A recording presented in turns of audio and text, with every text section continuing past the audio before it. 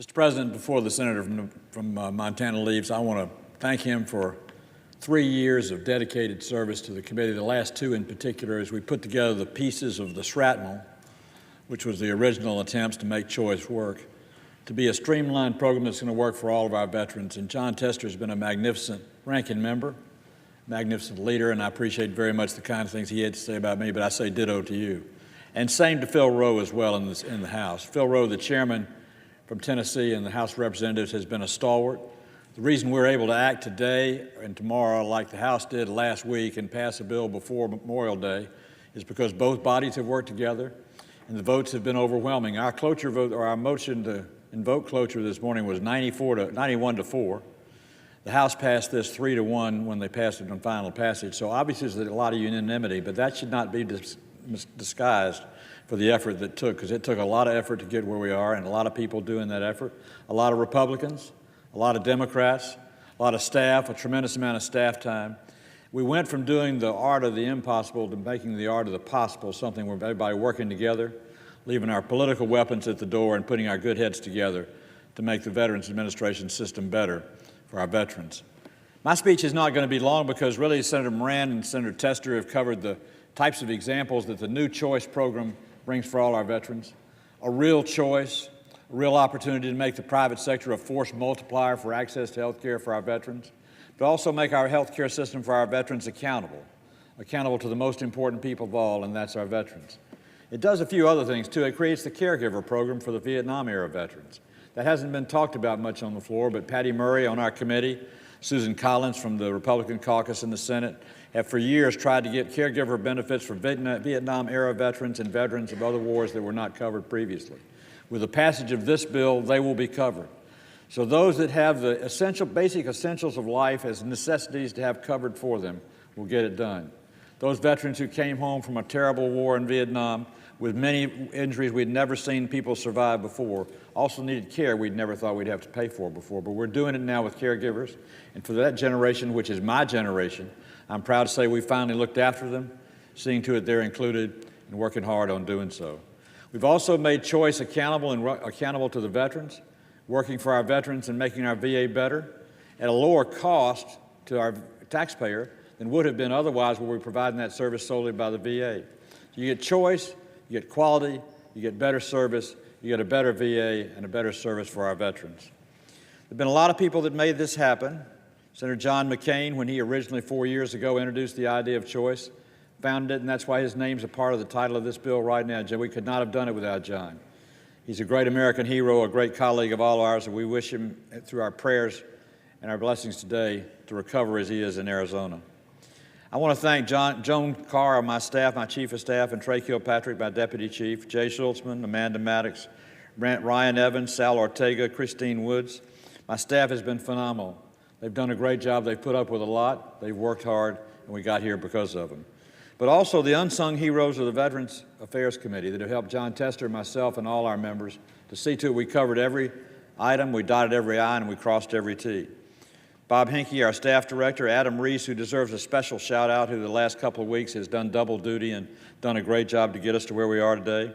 Leslie Campbell, Maureen O'Neill, Jillian Workman, David Sherman, Camille Moore, Thomas Coleman, John Ashley, Mitchell Silvas, Heather Vashon, and Pauline Schmidt. We could not have done our job as elected officials were it not for those people who worked tirelessly in long hours to see to it that we got it done. So here we are in the United States Senate. I'm speaking with my First Amendment rights. You're gathered in the galleries today and watching this at home on C-SPAN because of the First Amendment, gathering because of the amendment that allows us to freely gather and assemble without fear of retribution by the government. Our Bill of Rights are the rights that we operate under, and we wouldn't have them at all were it not for our veterans. Next Monday, we're going to celebrate Memorial Day. We're going to give thanks for every veteran who sacrificed their life and gave the ultimate sacrifice for you and for I. Now, it's not unreasonable to think back and say, you know, had our soldiers not done what they did in World War I and World War II, we might be speaking German or Japanese today rather than English. But because they fought for us in the 2 great world wars, they secured and preserved our liberty and our freedom, that we speak today as free Americans and we enjoy the freedom that only democracy could give. But that's what we owe our veterans. We owe them everything. because without them, we wouldn't have the protections that we have today. As Memorial Day approaches, I love to tell my favorite story of the great reminder I have of what Memorial Day is really all about. It's all about a veteran, Roy C. Irwin, from the state of New Jersey. I never met Roy. I never knew him. But when I was in Margraten in the Netherlands, at the United States Cemetery where over 8,000 Americans are buried from the Bay of the Bulge, my wife and I spent an afternoon paying tribute and respect at the graves of our veterans and our soldiers. And we walked down the rows to look at the Stars of David and the crosses, pause for a minute at each headstone, give a prayer of thanks for the veteran who sacrificed everything so we could be there. And then something happened to me that I've never forgotten, and it could happen to any one of you if you ever go to one of those cemeteries and visit. I came upon a headstone, a cross, stopped and read it. It said, Roy C. Irwin, New Jersey, private, died, killed in action, 12/28/44. And I froze in my place. See, 12/28/44 was not just the day that Roy C. Irwin died in the Battle of the Bulge fighting for us. It's the day I was given life by my mother in Piedmont Hospital in Atlanta, Georgia. So there I was standing at the foot of a cross of somebody who died the day I was born. He gave his life so that I could enjoy mine. And I've had 73 and a half years since that time that I've been able to be a free citizen of the United States of America, all because of lots of things, but nothing more important than Roy C. Irwin and thousands like him who volunteered to fight for our country, took on the forces of evil wherever they might be, won our freedom, maintained our independence, and saw to it that you and I could be here today. And I've always stopped to give thanks every Memorial Day for all those who pledged and gave the ultimate sacrifice so that I could be here to make a sacrifice for you. As I look at our pages in the room today, and I think back over my children and my grandchildren, I'm so happy they had the opportunity to grow up in the United States of America, and so happy you have the ability to serve here today in the United States of America. But remember this, you and I are both here because of one thing. We're a country full of brave volunteers who, when the bell tolls, answer the bell and go fight for America, fight for our freedom, fight for our peace, and fight for our liberty. So strike one for liberty when we vote on the final passage on the VA Mission Act. Vote for the better health care of our veterans, the choice of our veterans, caregivers for our veterans that haven't had them in the past.